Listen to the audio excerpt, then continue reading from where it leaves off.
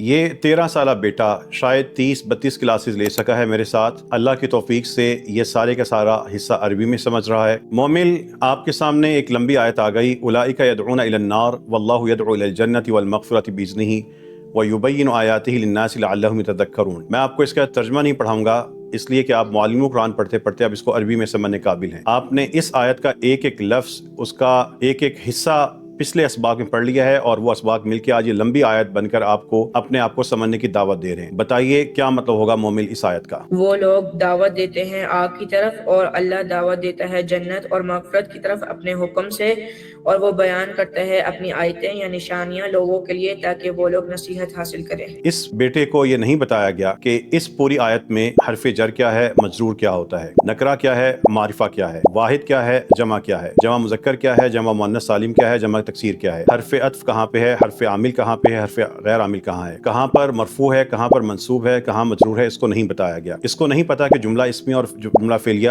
یہ ہمارے پاس جملے کی دو قسمیں ہوتی ہیں۔ یہ جملہ انشائیہ کو نہیں جانتا، اس کو ثلاثی مجرد یا مزید فی میں نہیں الجھایا گیا، اس کو فعل کا مرفوع منصوب نہیں بتایا گیا، اس کو یہ بھی نہیں پتا کہ اس میں اشارہ کیا ہے اور مشار الیہ کیا ہوتا ہے، اس کو یہ بھی نہیں پتا کہ حرف عطف کہاں پہ ہے، معطوف کیا ہے، معطوف علیہ کیا ہے، اس کو بھی نہیں پتا۔ اور عرب پیدا ہوتے ہیں اور زندگی میں عربی بول بول کر استعمال کر کے دنیا سے چلے جاتے ہیں، ان کو یہ باتیں نہیں پتا ہوتی۔ یہ آپ سب کو ایک دعوت ہے۔ قرآن کریم کو سمجھنے کے حوالے سے عام طور پہ گرامر کا جس طرح سہارا لیا جاتا ہے، یہ ایک غیر فطری عمل ہے۔ قرآن کریم کو سمجھانے کا آسان ترین طریقہ یہ ہے کہ الفاظ کو الفاظ سے جوڑ دیا جائے، اور اسی طرح انسان جملے بناتے ہیں، جملوں سے ڈائلاگ بنتے ہیں، تحریریں بنتی ہیں، ٹیکسٹ بنتا ہے۔ لسانی ترجیح کی اپنی اہمیت ہے، وہ اگلے مراحل میں جا کے ہو جاتا ہے۔ یہ بچہ انشاءاللہ، یہ بیٹا بہت جلد قرآن کریم کی گرامر بھی سمجھتا ہوگا، یہ ڈیٹیل سے چیزیں سمجھے گا، لطف سے اور پیار سے سمجھے گا۔ ہم اپنے دیش کے اندر جہاں جہاں پہ قرآن کریم پڑھا رہے ہیں، ایک بہت بڑی غلطی کر رہے ہیں کہ ہم فہم قرآن اور فہم نحو کا فرق نہیں کر پا رہے۔ فہم قرآن یہ ہے کہ نگاہوں کو دیکھتے ہی قرآن سمجھ آ جائے، اور فہم نحو یہ ہے کہ اس کا لسانی تجزیہ، اس کا نام کیا رکھا گیا، وہ فہم قرآن کے لیے بنیادی شرط نہیں ہے۔ ہمارا علم ہے، ہم اس کے وارث ہیں، یہ ورثہ ہے، وہ بھی ہمیں سیکھنا ہے، ایڈوانس لیول پہ وہ سب چیزیں آئیں گی، لیکن فہم نحو قرآن کریم کے لیے بنیادی شرط اور ضرورت نہیں ہے۔ ہم جس تصور کے ساتھ جیتے ہیں اس کو بدلیے، محسوس نہ کیجئے، جائزہ لیجئے۔ قرآن کو آسان سے آسان تر کرنے کے لیے ہر جملے کو سوچئے، اور مزید آسانی کی طرف جانے کے لیے اور بھی سوچتے چلے جائیے۔ مومل،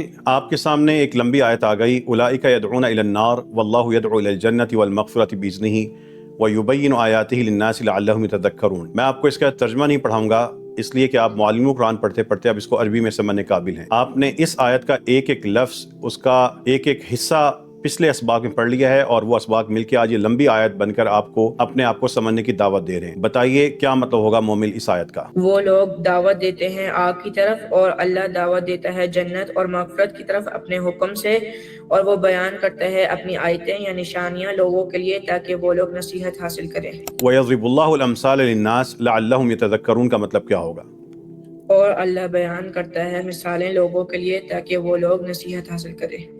اس نے دیکھتے ہی مطلب بتا لیا، یہ ہے فہم قرآن۔ انسان دیکھے اور اس کا مطلب سمجھ آ جائے۔ اللہ کی کتاب کا جب ابتدائی مفہوم سمجھ آتا ہوگا، پھر تفسیریں بھی لذت دیں گی، دل کرے گا، مزید گہرائی میں جانے کی بات ہوگی۔ لیکن جب بنیادی مفہوم ہی نہیں آتا ہوگا، آنکھوں نے دیکھ لیا، ذہن نے کام نہیں کیا، یہ فہم قرآن تو نہ ہوا، یہ تو قرآن سے محرومی ہوئی۔ اس لیے یہ جو دو مثالیں میں نے آج اس بیٹے کے ساتھ مل کر آپ کے سامنے رکھی ہیں، سوچئے گا، بار بار سوچئے گا، اگر یہ 13 سالہ بیٹا قرآن کریم کی ان آیات کو عربی میں سمجھ سکتا ہے، تو ہم پڑھے لکھے لوگ، ڈگری ہولڈرز، بڑی عمر کے لوگ، آپ لوگ کیوں نہیں سمجھ سکتے؟ ہر کوئی قرآن کریم سمجھ سکتا ہے، شرط یہ ہے کہ قرآن سیکھنے کے لیے طریقہ ٹھیک ہو اور سکھانے والوں کا رویہ بہترین ہو۔ اللہ تعالی ہم سب کو قرآن سیکھنے، سکھانے اور اس پر عمل کرنے کی توفیق عطا فرمائے۔